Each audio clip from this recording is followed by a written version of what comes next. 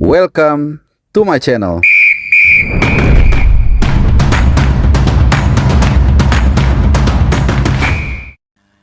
Halo, selamat datang di channel Bung Harpa. Selamat hari Minggu dan juga tentunya selamat menjalankan hari kedua puasa kalian kali ini.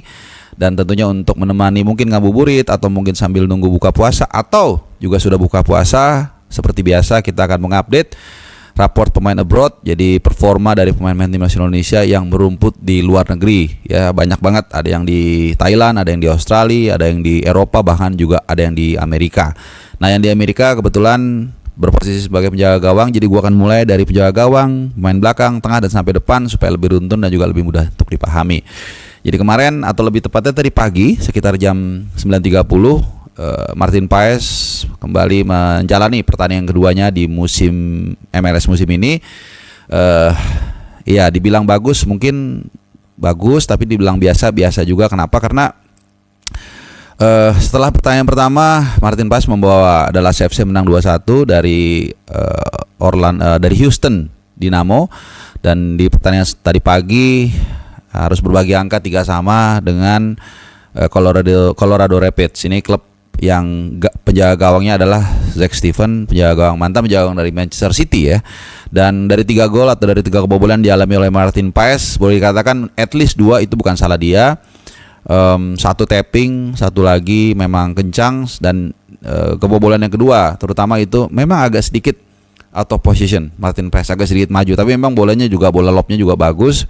Dan kalau gue lihat sih ya ada bagusnya juga Martin Paes berada di klub seperti Dallas FC yang kalau kalian nonton itu pertahanannya enggak banget gitu, gampang dibobol. Jadi kiper bagus itu kan biasanya lahir dari klub yang pertahanannya enggak bagus gitu ya. Jadi it's okay. Yang terpenting adalah dia sehat, sudah menjalani 2 pertandingan, dan mudah-mudahan fit sampai nanti tanggal 20 Maret waktu kita akan menghadapi Australia di Sydney, dan tentunya selang 5 hari kita akan menghadapi Bahrain di GBK. Nah, satu lagi tentunya yang kita jangan lupa juga adalah Cyrus Margono. Sudah 5 pertandingan dijalani oleh Cyrus Margono. Sebenarnya penampilannya cukup bagus. Kalau kalian lihat 5 pertandingan tersebut, dia hanya kebobolan 3 kali. Ya, termasuk kemarin dia menghadapi Velinikeli atau apa namanya, timnya agak susah ya. Itu dia hanya kebobolan di menit-menit, literally di menit 96.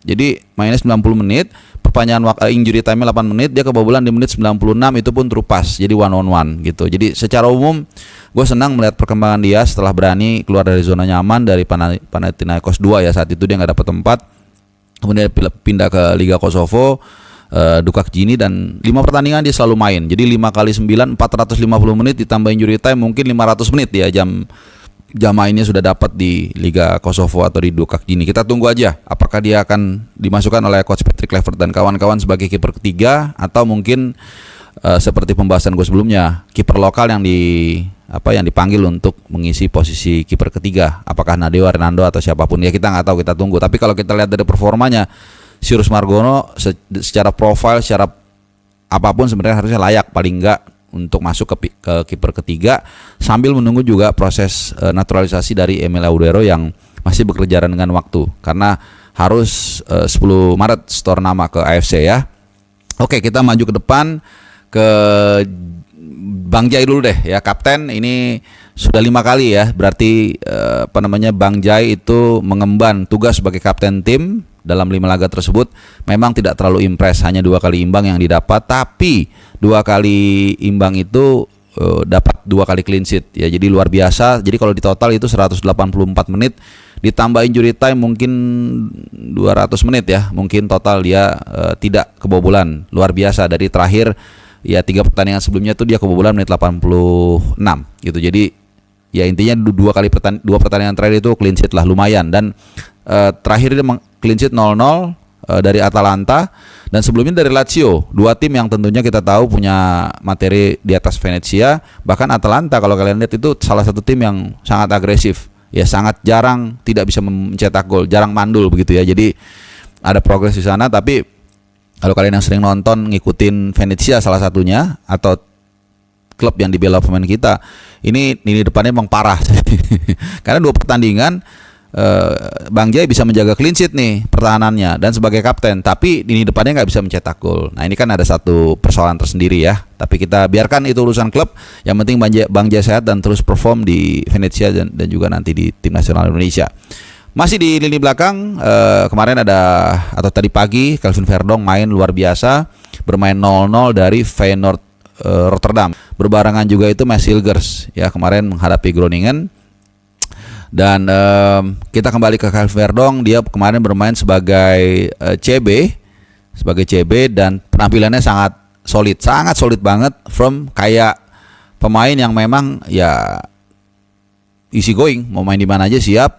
Jadi nggak kagok, walaupun kita tahu profesi naturalnya atau biasanya kita lihat dia sebagai LB gitu ya. Jadi ini menarik ya, apakah nanti kemungkinan dia akan dijadikan CB kiri, kemudian nanti Dean James yang sebagai LB bisa aja, atau Calvin Verdong sebagai tetap LB, kemudian Dean James yang ditaruh sebagai LW menggantikan Ragnar Oratmaun yang kita tahu dia nggak bisa main ya. Jadi banyak pilihan sekali. Tentu ini akan menjadi pembahasan yang menarik ya di internal tim kepelatihan antara Patrick Kluivert dan kemudian Alex Pastoor juga, yang konon katanya dia merupakan otak dari tim kepelatihan tim nasional Indonesia saat ini. Oke, jadi itu ya untuk Calvin Verdong, main 0-0 tapi dia luar biasa dengan perannya yang tidak terlalu baru-baru juga ya sebagai CB kiri. Kemudian masih di lini belakang tentunya ada Sandy Walsh yang kemarin dia tampil untuk ketiga kali berturut-turut, tapi kemarin dia masuk dari bangku cadangan. Jadi masuk ke menit ke 46 ya, awal babak yang kedua. Sebenarnya timnya dalam kondisi unggul 1-0. Tapi kemudian di babak kedua kebobolan jadi 1-1, but again concern kita adalah pemain timnas. Jadi dia dapat minute play dalam 3 laga berturut-turut ya. Jadi lumayan, mungkin kalau jadi starter kemudian masuk dari bangku cadangan. Lumayan, ini jauh banget dibandingkan ketika dia masih di Mechelen yang ya mungkin dalam 5 pertandingan paling main sekali itu pun dari super sub gitu. Jadi ini ada perkembangan. Walaupun ya Liga Jepang pastilah sedikit di bawah Belgia gitu ya, mungkin ya gue rasa ya. Oke, kita ke Justin Hubner. Kalau ini nggak usah terlalu panjang karena sangat rutin, sangat reguler, dia luar biasa di Wolves Under 21 meskipun timnya kalah 2-1 dan dia juga ada di sana ya, main sebagai CB dan ya it's okay lah musim ini. Seingat gua dari raport yang gua riset itu dia hanya sekali absen gitu. Itu juga nggak ada di DSP, bukan kartu kuning, mungkin cedera atau apa, gua nggak tahu. Sisanya dia selalu starter dan selalu main full gitu. Jadi dan bahkan yang gue bilang sempat dia diundang atau diajak untuk latihan bersama tim senior Wolves. Ini luar biasa ya, El Preman. Kemudian tentunya masih di belakang masih banyak nih. Asnawi main menarik ya. Jadi waktu timnya dalam kondisi 0-2, kemudian dia masuk menit 30-an, 31 lah gitu ya. Tapi kemudian timnya berbalik unggul menjadi 5-2. Gue lihat highlightsnya, memang dia nggak memberikan assist, tapi build up serangannya bagus, keeping menjaga sisi kanan dan juga sisi tengah juga oke. Jadi sama juga nih ya, di Port FC dia sangat-sangat aman lah posisinya ya. Dan gue rasa ini bagus buat perkembangan karir dia, meskipun memang kalau kita lihat persaingan di sisi kanan tim nasional kita itu udah sesak ya. Ada Kevin Dix yang luar biasa di Copenhagen, kemudian ada Sandy Walsh yang juga udah revive atau udah bangkit dari timnya yang di Mechelen dulu. Kemudian bahkan masih ada Jakob Serui dan Eleanor Renders ya. Eleanor Renders akan main nanti malam. Jadi ya, tapi semangat aja buat Asnawi, bagaimanapun juga dia adalah ya pahlawan yang pernah mengharumkan nama kita melalui golnya ke gawang Vietnam di Piala Asia 2023 yang diselenggarakan 2024. Oke. Lanjut kita ke Sean Patinama. Nah, ini agak sedikit mengkhawatirkan, agak sedikit declining. Setelah akhir tahun lalu dia cukup banyak mendapatkan minute play, starter dan lain-lain, tapi selepas dia kartu merah kemudian posisinya agak digeser lah oleh Teddy Aloh. Ini pemain yang berposisi sebagai LB juga. Kemarin dia memang main masuk menit 80, cuman ya timnya kalah 2-0 dari Loviere. Kira-kira seperti itu bacanya ya. Jadi semangat Sean Patinama, apalagi di area Anda ini sudah semakin berjejal pemain yang berposisi yang sama, yang punya kualitas yang luar biasa. Ada Dan James, ada Calvin Verdong, bahkan juga masih ada Pratama Arhan dan juga I don't know, maybe Kevin Dix juga bisa ditaruh di sana, atau bahkan juga Justin Hubner dan lain-lain ya. Semangat tapi tetap jadi ada persaingan di sana, nggak masalah. Oke, Elkan Bagot. Nah ini walaupun dia sudah hampir pasti tidak bisa membela atau tidak membela, bukan tidak bisa ya, tidak membela tim nasional kita bulan Maret ini ya. Itu dia kemarin saat timnya kalah 2-1 dari Stockport, dia ada di bangku cadangan tapi nggak main. Ya nggak apa-apa. Ya mau Iniesta sekalipun atau bahkan Messi atau De Bruyne, ya kadang-kadang ada kebijakan dari pelatih yang merotasi ya, mungkin supaya nggak terlalu hektik, sehingga mungkin dirotasi. Tapi secara umum 2025 ini sangat luar biasa. Kalau gua nggak salah dia tuh udah main 4 kali starter, 4 kali dari bangku cadangan ya. Pokoknya reguler lah, aman lah gitu, dan klubnya juga pelan-pelan naik ke papan tengah gitu. Oke. Kemudian Twente, tentunya siapa lagi kalau bukan Mads Hilgers yang kemarin tampil full sebagai starter. Sayang timnya hanya bisa bermain imbang 1-1 dari Groningen, tim papan tengah bawah yang sebenarnya bisa dia kalahin, tapi nggak apa-apa, mainnya bagus banget. Dan ini lebih kepada lini depannya nggak bisa cetak gol ya, karena dominasi memang dimiliki oleh Twente. Bahkan Hilgers beberapa kali ke depan menyambut bola mati tapi nggak bisa dapat gol kemenangan ya, tapi nggak apa-apa, yang penting artinya Hilgers ini sudah hampir pulih, mungkin 100% lah ya, kita nggak tahu persisnya kan, tapi kalau bisa main 90 menit ya berarti dia udah aman banget deh. Mudah-mudahan sampai dengan hari H nanti tanggal 20 dia tetap fit. Oke. Masih di lini belakang, untuk Kevin Dix dan Jordi Amat belum ada game ya dalam 2-3 hari ini. Kevin Dix mungkin baru nanti malam atau besok, gue lupa.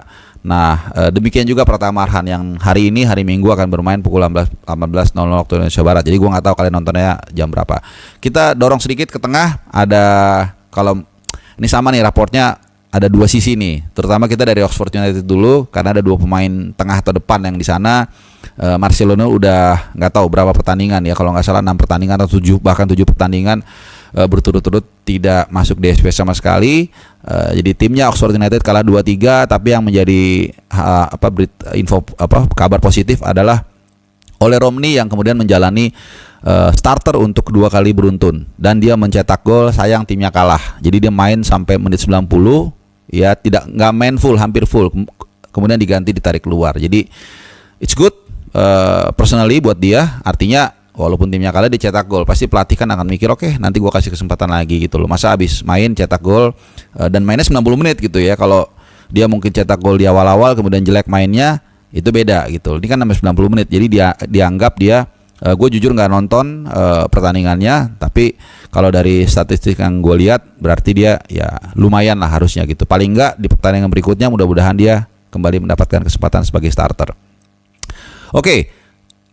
Ivar Jenner juga sama, raportnya merah, literally merah, karena dia mendapatkan kartu merah saat timnya Jong Utrecht menghadapi Jong Ajax ya, menjamu lebih tepatnya, kalah 1-2, dan sayang banget karena Ivar Jenner harus lebih cepat atau lebih dulu masuk ruang ganti, di mana dia mendapatkan 2 kartu kuning di menit 41 dan 53. Jadi nggak sampai 1 jam dia main, mendapatkan 2 kartu kuning, kemudian di pertandingan berikutnya berarti dia nggak bisa main juga. Ini sebuah kerugian yang ya agak sangat disayangkan lah ya. Maunya harusnya ketika minggu depan atau pertandingan terakhir sebelum melawan Australia, nah dia dapat kartu merah biar bisa pulang, atau 2 pertandingan sebelum lawan Australia supaya dia bisa langsung cepat gabung ke tim nasional kita ya. Tapi nggak, itu bercanda. Yang pasti tetap semangat buat Ivar Jenner yang selalu rutin main di Jong Utrecht atau di Eerste Divisi. Oke, untuk Tom Hai, Nathan dan juga Leon Renders baru main hari ini atau nanti malam. Kemudian kita dorong sedikit ke depan. Nah, ini ada Rafael Strijk yang ini raportnya sangat merah. Sayang banget ya, dia main dari walaupun saat itu dia main di Eerste Divisi di kasta kedua di ADO Den Haag. Ke Australia mungkin mirip-mirip ya, kan Australia kan level tertinggi, tapi awal-awal dia dapat minute play lumayan, 30 menit, 20 menit, sebabak bahkan punya starter, tapi lama-lama turun. Nah, ini ada data yang menarik. Kalau kita lihat Rafael Strijk itu selama 2025 itu hanya main 2 kali, itu pun dari bangku cadangan, masuk menit 62 dan juga 81. Jadi kalau di total berapa tuh? Cuman mungkin 37 menit ya, atau 38 menit mainnya. Jadi sebentar lah selama 2025 ini. Ini luar biasa sedikit ya. Jadi ada 8 pertandingan yang dimainkan oleh Brisbane Roar. Selama 2025 ini dia hanya main 2 kali dari bangku cadangan, dan itu total minute play-nya adalah 38 menit. Ya, ini sangat minim banget, dan ini adalah lampu kuning, lampu orange mungkin ya untuk Rafael Strijk dalam hal kemungkinan untuk dipanggil ke timnas, karena kita udah tahu Patrick Kluivert sangat menekankan kepada minute play. Jadi kemarin timnya untungnya mungkin bermain imbang satu sama dengan Melbourne Victory ya. Brisbane Roar sedang berjuang di papan bawah. Ragnar kemarin ini juga sama, ini juga raportnya merah, main hanya sebentar, hanya satu babak, kemudian timnya juga dihajar berapa gua nggak tahu lah, lupa nih, pokoknya banyak. Dan ya ini sedikit ada penurunan dari Ragnar, sedikit karena timnya juga turun sama gitu. Tapi yang pasti dia main terus, it's okay, nggak apa-apa. Ya sama juga nih, semoga dia fit sampai nanti lawan Bahrain, meskipun dari info terakhir visanya sudah diurus, dia akan terbang ke Australia dan ikut berlatih juga, dan mudah-mudahan dia bisa meledak nanti saat kita menghadapi Bahrain di GBK. Oke, itu dia pemain-pemain yang sudah gua bahas. Mungkin yang menuju pemain timnas atau lagi proses naturalisasi gue juga harus bahas. Dane James ini luar biasa kemarin, luar biasa mainnya, dan Verdong benar-benar mendapatkan kompetitor yang sangat seimbang ya, dan bahkan bukan tidak mungkin Dane James akan menggeser posisi Verdong seperti yang gue utarakan di video-video gue sebelumnya, dua video gue sebelumnya. Kemarin Go Ahead Eagles, nah itu mengalahkan raksasa PSV Eindhoven 3-2, dan dia main sangat solid terlepas dari ada dua kebobolan yang dialami. Yang pasti memang dia typical back modern, firm ketika melakukan clearance one on one, dan beberapa kali juga naik ke depan, dan seperti yang gue singgung beberapa kali, ini aslinya orang memang adalah left winger, sehingga dia punya daya tekan yang luar biasa, tapi bertahannya juga oke gitu. Jadi oke lah pokoknya dia. Nah, João Pelupessy juga sama akan main hari ini. Jadi itu dulu ya, sekitar berapa pemain mungkin tadi, sekitar 13 pemain, mungkin 14 pemain yang gue bahas. Jadi semoga bisa mendekatkan kita juga dengan para pemain timnas yang terutama bermain abroad, dan semoga informasi ini bermanfaat buat kalian. Terima kasih sudah menyimak dan adios.